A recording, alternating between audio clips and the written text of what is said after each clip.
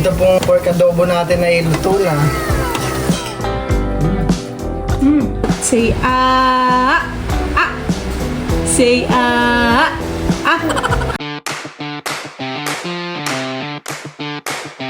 Hi guys, ngayon po ay magluluto po ako ngayon ng pork adobo na meron pong sitaw. Meron na rin po ditong nahiwa na sibuyas, bawang at sili. Ito po palang karne ng baboy ay hindi pa po nahiwa-hiwa. Hiwa-hiwain na rin po.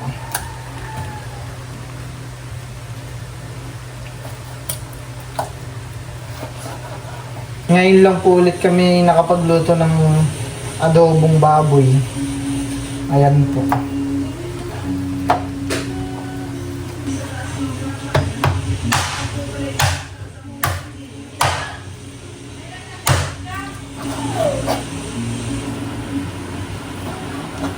Ayan po, ako nag-iingat po sa paghiwa ng karne ng baboy at ito pong kutsilyo ng papa ay sobrang matalim po.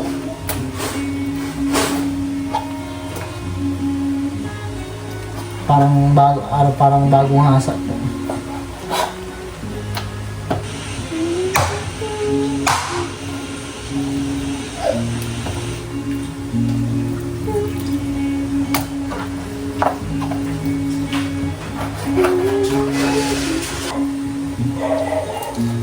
Maganda po itong nabili ng papa na karne.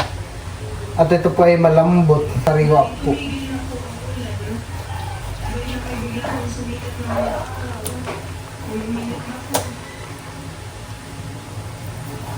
Ayan po.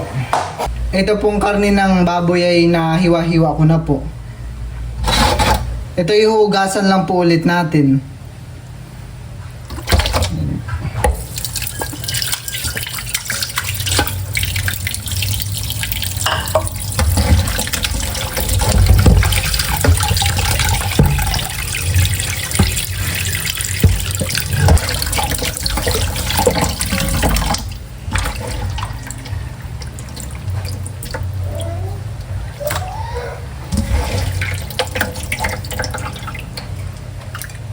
Ayun po, ako po ay magigisa na po ng sibuyas at bawang. Tayo po magpapainit lang po muna ng mantika.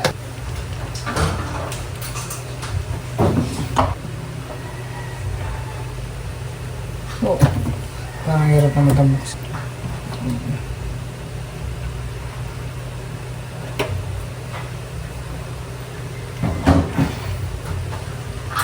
Ayan po, bali tayo maghihintay lang po ng kahit 1 minuto. Ako po ay magigisa na po ng sibuyas at bawang. Bali, ang uunahin ko po muna ay ang bawang. Ayan po. Ayan po. At pag nalagay na rin po ay sunod mo na rin po agad ang sibuyas.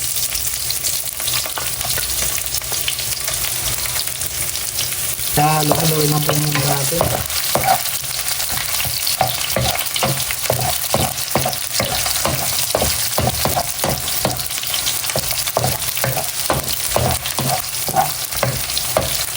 At pag okay na po ay ilalagay na rin po natin yung karne ng baboy natin.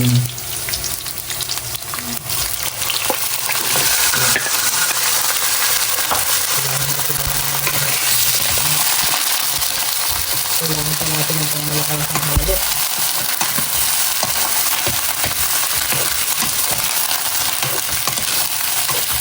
Maputok po. Lagyan po natin ito ng tubig. Ipapalambutin.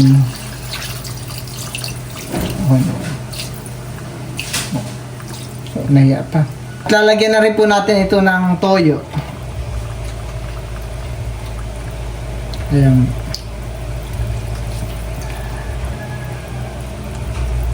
At lalagyan na rin po natin ito ng suka.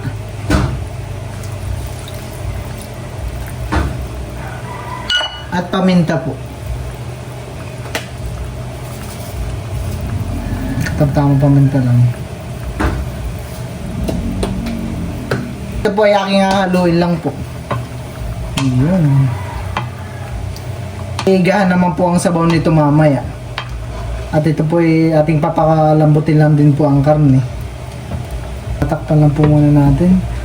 At habang pinapakulo po ang karne ay ako po ay maghihiwa-hiwa na rin po ng sitaw.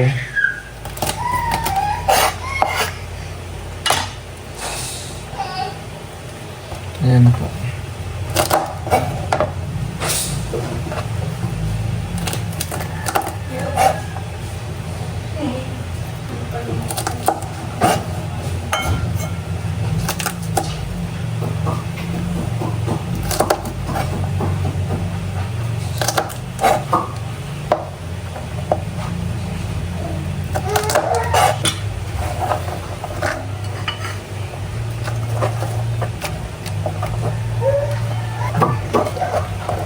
Naamoy ko na po yung pinapakuluan. Mabango.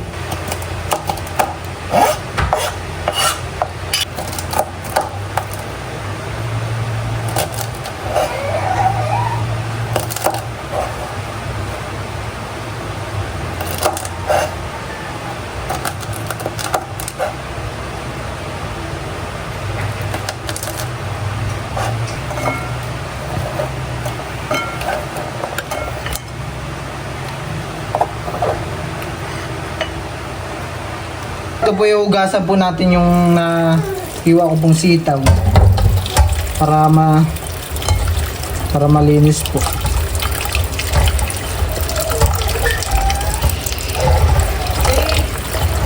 Si Teo po ay nagpapakarga.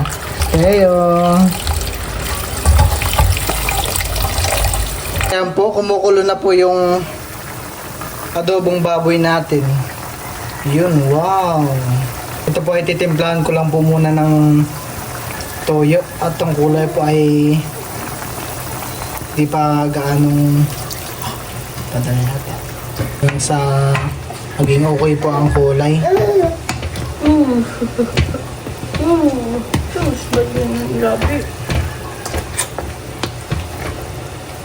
Ilalagay ko na rin po itong sitaw. Wow! Ito pong sili. Ayan. Tapos po nun ay halo-haloin ko lang po ulit. Ayan.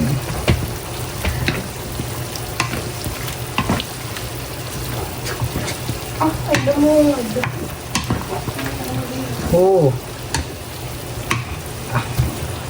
Pagkatapos po nito ay hintayin lang po nating lumambot yung sitaw. At pag malambot na po ay pwede na pong ulamin. Pwede na po. Kainan time na po.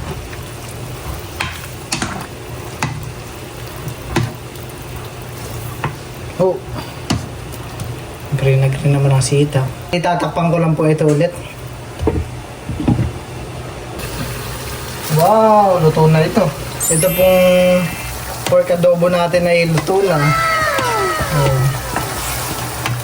At yung sitaw po ay malambot na rin po. Nakagutom. Mabango po ang amoy. Litaw na litaw po yung toyo. Napakabango. Ako po ay maghahain na ng ulam. At kami po ni Melotay kakain na. Oh, sarap.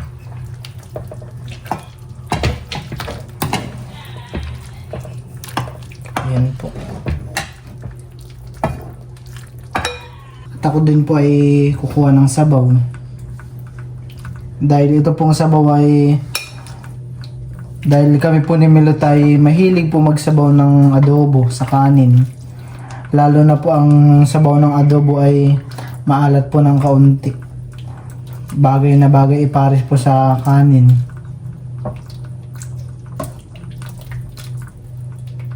Ayan po. Kami po ni Melotay kakain na po. Let's pray, Father, the Son, and the Holy Spirit. Amen. Bless us, O Lord, in these thy gifts, which you are about to receive from thy bounty through Christ our Lord. Amen. Kain po tayo. Kain na. Ooh. Kain tayo. Parang pag ikaw ay nagluluto ng adobo ay masarap. Oh? Tas maamoy. Butit maraming sabawan yung gawa mo. Ako po'y may sili. Sili is left. Kain po. Kain po tayo.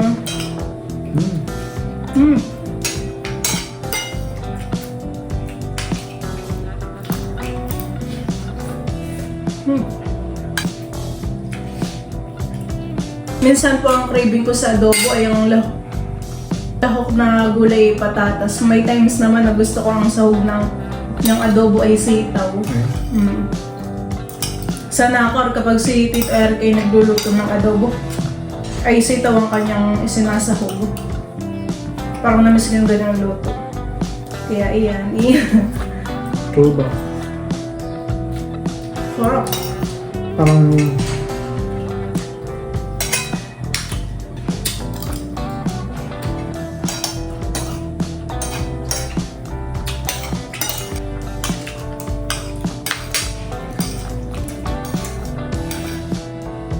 si Melot po ay nagsili pa po. Ito nga adobo ay paborito nating apat. Ni Kim, Idro. Talaga ng pag-adobo yan eh. Masarap ang luto ng adobo si ate. Yan talaga. Kaya po siguro ako pinapawis ay gawa ng silihan. Masarap din sa adobo ay yung tuyong-tuyo. Tapos parang nagmamantika. Ano eh? Nung walang sabaw, talagang Tapos may tinatawag din yatang adobong puti. sabong puti. Parang asin lang ilalagay mo, wala kang ilalagay na toyo. Uwe? Nakikita ko. Parang di ba nakatikim ng gano'n? Ako din. Ano yung lasa niya? Di parang nilaga lang siya.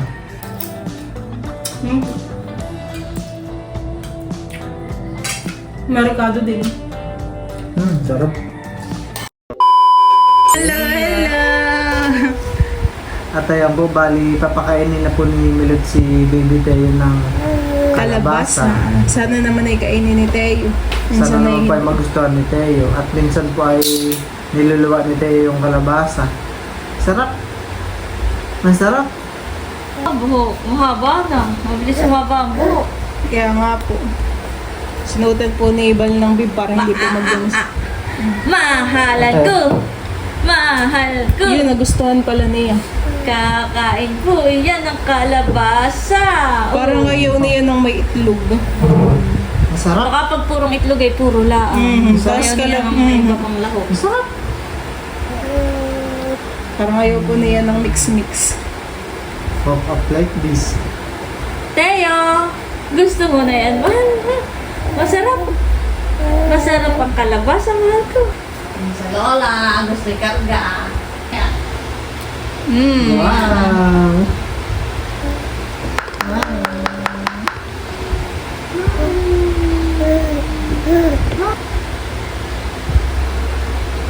Minsan na ganun yung mukha ni Teo, eh.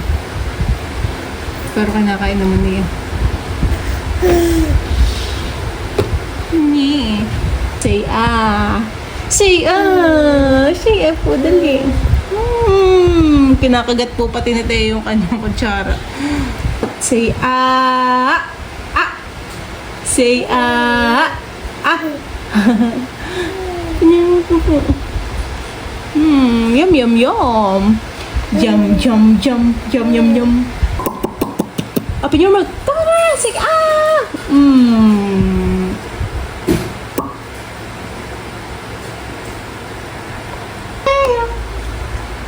Teo. Saktong napapangiti po si Teo.